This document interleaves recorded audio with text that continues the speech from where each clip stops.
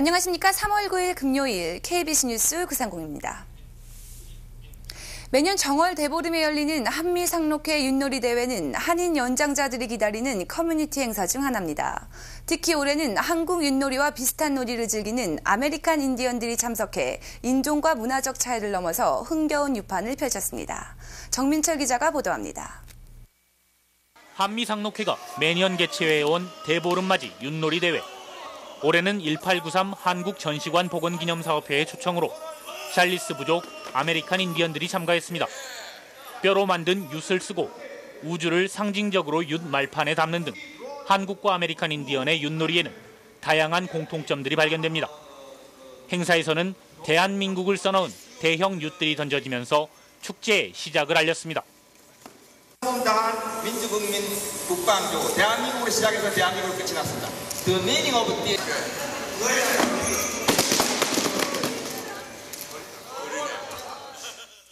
그래서 같이 합동해서 윷놀이를 해서 우리 문화하고 걔들 문화하고 대조도 해보고 또 우리 자신이 저는 이제 주류 사회 백인들 사이에 우리 윷놀이를 좀 보급을 해봤으면 싶은 마음에서 한인들은 풍물놀이와 장구춤을 그리고 아메리칸 인디언들은 인디언 피리 연주와 전통 파우아우 댄스로 축제에 흥을 더했습니다.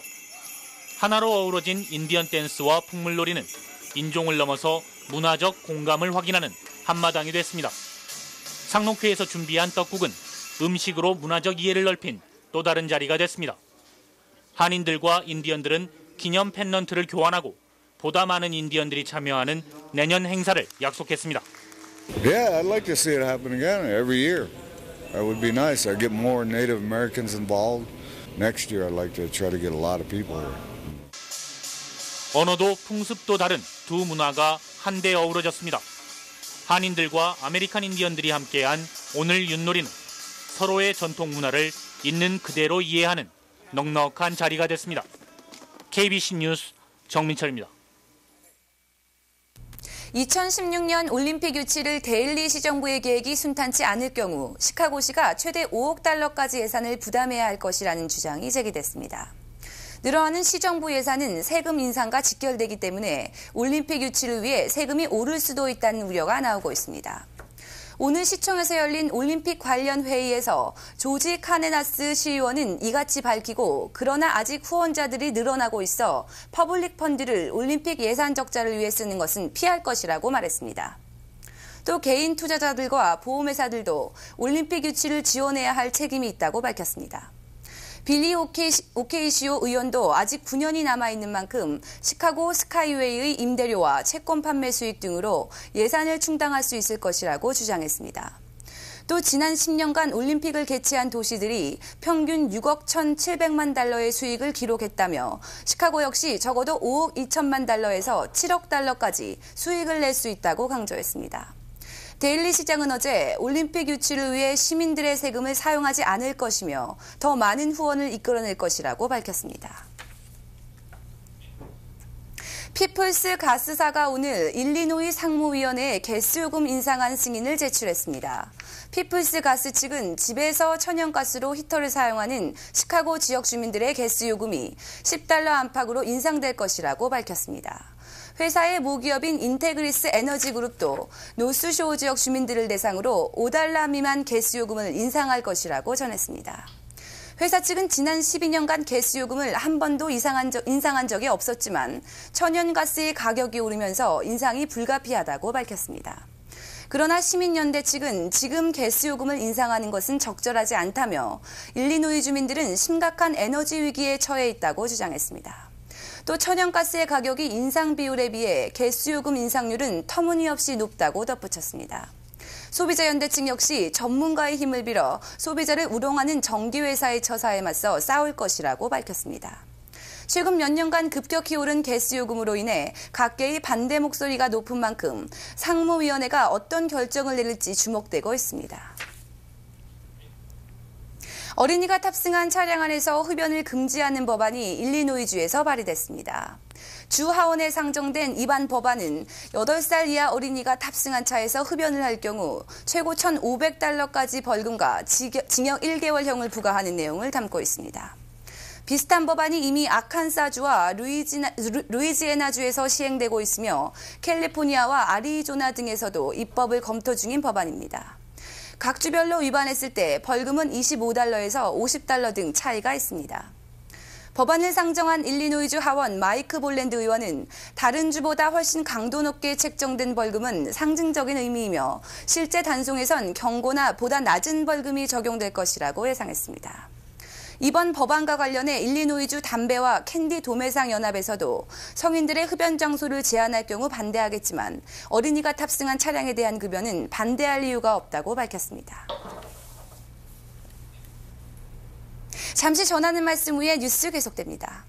최근 법적 공방이 이어지고 있는 시카고 한인회에 이어 이번에는 사무총장의 해임과 총회장의 공급 유형 논란으로 미주 한인회 총연이 시끄럽습니다. 자세한 소식 배혁 기자입니다. 미주 총연에서 김영만 총회장을 발신자로 한 팩스 한 장이 각 언론사에 도착했습니다. 총연의 요구 불이행과 모범적이지 못한 처신을 이유로 김기령 총연 사무총장을 해임한다는 내용이었습니다. 팩스에는 이와 함께 김 사무총장의 월권 행위를 언급하고 다음 주까지 모든 업무를 관할 처부에 인수인계할 것을 요구하고 있습니다. 회보도 좀 내보내고 우리가 명실공히 뭘 한다는 이런 정도의 그래도 총연을 만들고 우리 21대를 이런 게 코드가 안 맞으니까 불평가 내 나름대로 미흡된 여러 가지 진짜 그런 점에서 이건 아니다 저건 아니다 그렇게 되면서 이것이 연결이라는 게 어떻습니까? 솔직히 얘기를 해봐서 이런 얘기 다는 내가 못 드립니다. 이에 대해 김기령 사무총장은 총회장은 재임을 위해 자신을 정치적으로 이용하는 것일 뿐 총회장의 주장은 사실과 다르다고 반박했습니다.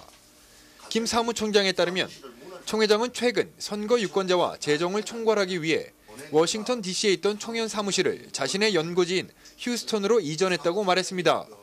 이 과정에서 총회장 측과 당시 사무총장이었던 자신이 언성이 높았던 적이 있었다며 총회 감사에 필요한 자료를 보내지 않았다는 것 또한 오히려 적반하장식의 주장이라고 강조했습니다. 5월 19일 날 총회 날짜는 잡혀있고 행정이나 재정 문제에 대해서 전혀 없으니까 이것을 감사를 받아야 되겠다고 그래서 말을 하니까 요청을 해도 제가를 안 해줘서 안 되겠다 싶어 마지막으로 내가 공문화해서 보내는 것이 그렇게 신경을 많이 건드리는 것 같습니다. 이 같은 소식이 전해지면서 전국 각 지역의 한인회에서는 진위를 파악해야 한다는 의견들이 모아지고 있고 총연은 이사장 명의로 오는 19일 긴급 상임 이사회를 소집했습니다. 공급 유형 문제와 총회장의 독단적인 행동 등에 대해 의견이 엇갈리고 있는 가운데 향후 추이가 주목됩니다. KBC 뉴스 배혁입니다. 시카고 내 주거 지역의 거리 주차 퍼밋이 지나치게 많이 발급되고 있다는 불만이 높습니다. 주차 가능 공간을 감안하지 않고 발급되는 퍼밋으로 귀가 후 주차 공간을 찾는 어려움이 가중되고 있다는 것입니다.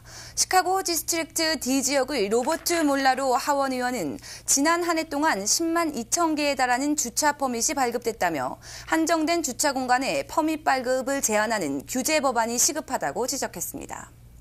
또 집 앞에 자신만이 사용할 수 있는 스페셜 주차 공간을 만들어달라는 주민들의 요구도 점차 거세지고 있다고 강조했습니다.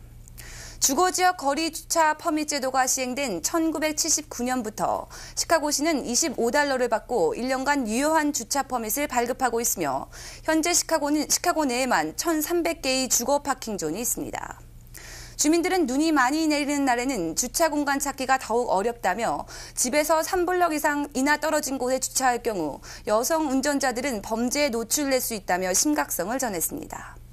이러한 가운데 시카고시는 올해 예산안에 300개의 추가 퍼밋 발급에 대한 예산을 책정해 논란이 예상됩니다. 영주권 사기로 피해를 겪고 있는 한인들을 구제하는 법안이 연방의회에 다시 상정됐습니다. 법안을 상정한 마이크 혼다 연방 하원 의원은 이민 브로커들이 한인들에게 영주권 수속 비용 명목으로 작게는 수천 달러에서 많게는 수만 달러를 챙기고 있다며 이러한 피해를 방지하는 HR 1397 법안을 상정했다고 밝혔습니다. 미주 한인 봉사교육단체 협의회의 이윤숙 사무국장은 이민국 직원과 브로커 등은 벌금형 등 비교적 가벼운 처벌을 받는 반면 275명에 달하는 피해 한인들은 7년이 지난 지금에도 추방의 두려움에 떨고 있다며 연방의회의 정의로운 처사를 당부했습니다.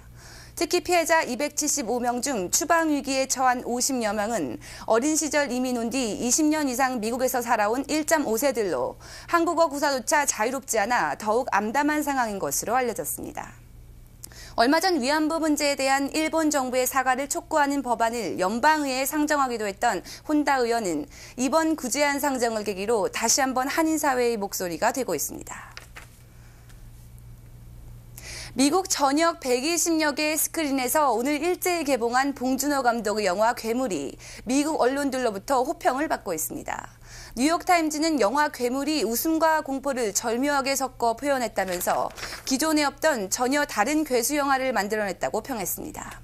또 봉준호 감독에 대해서도 영화의 오래된 관습이나 촬영 기법을 활용하면서도 스티븐 스필버그 감독처럼 마치 새로운 것을 보이게 하는 능력을 가졌다고 극찬했습니다. 괴물을 호평한 마놀라 다지스 역시 지난해 5월 칸 국제영화제에서 올해 칸 영화제의 최고의 작품은 괴물이었다면서 영화 괴물을 호평한 적이 있습니다.